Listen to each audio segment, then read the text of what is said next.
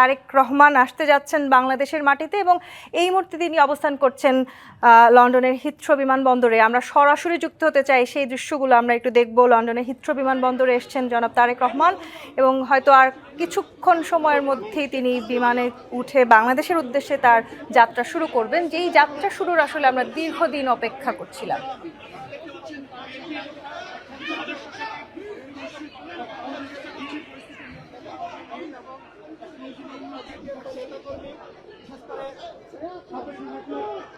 তারেক রহমান ঢুকে গেলেন ভিতরে।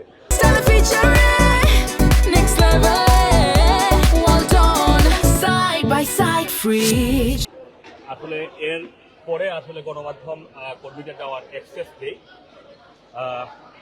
দর্শক, আপনারা এই মুহূর্তে দেখতে পাচ্ছেন লন্ডনের হিথ্রো বিমানবন্দরে এসছেন তারেক রহমান, আর কিছুক্ষণের মধ্যেই হয়তো তিনি বাংলাদেশ বিমানের একটি ফ্লাইটে করে বাংলাদেশের উদ্দেশ্যে রওনা করবেন। যেই রওনা আসলে যেই প্রত্যাবর্তনের অপেক্ষায় আছে পুরো বাংলাদেশ। ইতিমধ্যে আপনারা দেখেছেন, আমরা ডিবিসির পর্দায়ও দেখিয়েছি, জনসমাগম আসলে বাংলাদেশে পুরো ঢাকা শহর জনসমুদ্রে পরিণত হয়েছে তারেক রহমানের এই প্রত্যাবর্তনকে ঘিরে। সেই কাঙ্ক্ষিত মুহূর্তের আমরা দেখতে পাচ্ছি শুরু কিন্তু ইতিমধ্যে হয়েছে।